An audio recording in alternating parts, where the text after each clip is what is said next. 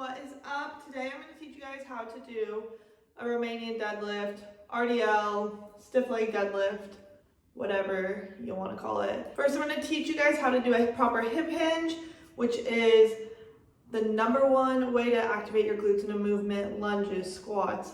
It's all in the hip hinge, baby. So I'll start with that. Then I'll show you how to use a barbell and deadlift. I'll show you guys some very common mistakes people make and how to fix them. And yeah, so I'll just get straight into it. So you could use like one of those sticks that you see in the gym, a broomstick, anything. This is just gonna help you know if you're doing a hip hinge correct. So what you want is 3 points of contact right between your butt cheeks, upper back, and back of your head. So what you want to do is make sure we're moving all of these together. So it's going to look something, my ponytail is kind of in the way, so it may look a bit funny, but just pretend like it's fine. Hip hinging. All 3 points of contact are still there, and back up. Squeezing myself back up with the glutes. Pushing back, all 3 points of contact, and there. Some common mistakes people make are going like that. So you're gonna not be hitting the back of the butt anymore. People bend over like this. We don't want that. 3 points of contact the whole time, hip hinge. There might be a small gap in your lower back. That's okay, but you don't want it to be massive like this. Okay, a tiny one is fine though. Another really good way to practice a hip hinge and really feel it in your glutes is adding a band like this, tied up to something. Take a couple of steps forward, push those glutes back, pretend like someone is pulling you with the band, pushing those glutes back, and then activating those glutes and squeezing back up. This band is going to help build that resistance to really feel it in the glutes. You don't need the band, but it just helps add some resistance. Keeping the tailbone, upper back, and head all in line. And squeeze your glutes back up. One common mistake people make is squeezing too hard. This is with the barbell, dumbbell, any type of hip hinge. You do not want to go like this. Push back, and then squeeze to the point where you're arching your back like this and you're pushing your hips forward. There's no need for that. You're not doing yourself any good. You want to stop at just straight up and down where you started at. There's no need for that little thrust forward.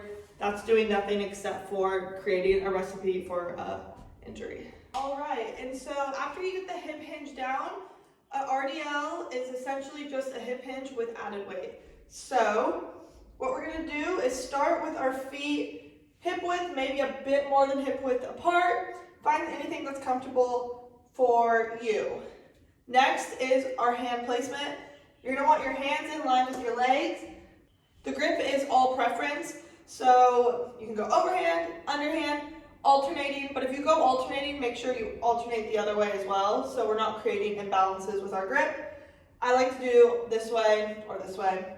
So plant your feet, grab the bar, and you're gonna roll it as close to you as possible. You actually want it to be touching you. The movement of an RDL, you want the bar touching you or the dumbbells. It's like you're painting your legs with the barbell. So roll it as close to you as possible. Get your knees bent just for the start and lift that weight up. This is your starting position right here. So what we're gonna start doing is painting our legs with that barbell and pushing our hips back, pretending like there's a wall behind us, and we want to touch that wall with our butt, and keeping our neck in line with our spine. So here we go. Push the hips back, barbell close, just below the knees, and pull yourself up with those glutes, stopping right here. Again, push those hips back, pretend like someone's pulling you back with a resistance band, and pull yourself up with those glutes, keeping the bar as close to you as possible. Now the two biggest faults I see in an RDL, so instead of pushing your hips back, people just bend over like this. Your hips are still going back, but that's not the main mover. You're just bending down like this. I see this all the time. That's not what you want. The movement should not come from bending over like this. The movement should come from pushing those hips back. See the difference? And then the second biggest thing I see is that extra squeeze at the top. So a lot of people will do the movement right and then squeeze like this. You'll feel your glutes because you're squeezing them that hard, but that is not doing anything good for the movement and you're just gonna injure your lower back. A little hack is the straighter your legs are, you can kind of see it that angle better, you're gonna hit more hammies. If you do a slight knee bend, a lot of people will feel it more in their glutes. So that's a little hack if you're struggling to feel it in your glutes. Try bending your knees a bit more. Another reminder is this is a compound movement. This isn't an isolation movement. So you're not just gonna feel it in your glutes and that's okay. A cable kickback, you're gonna feel that a lot in your glutes. That's isolating the glutes. This is compound. You're working hammies, you're working your core, you're working your back, you're working your glutes. You're not just gonna feel it in your glutes and that's okay. All right, and the movement is the exact same with dumbbells. I'll show you guys from the front. Make sure you're not letting your knees cave in at all. Get them hip width or a bit more apart. Plant those feet into the ground. Your heels need to be dug into the ground. And you are painting your legs with the weight. So as close to me as possible.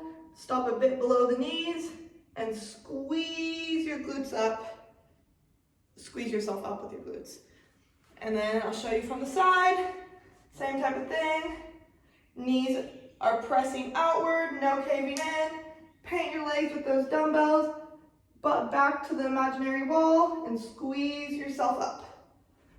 From the back, heels dug into the ground.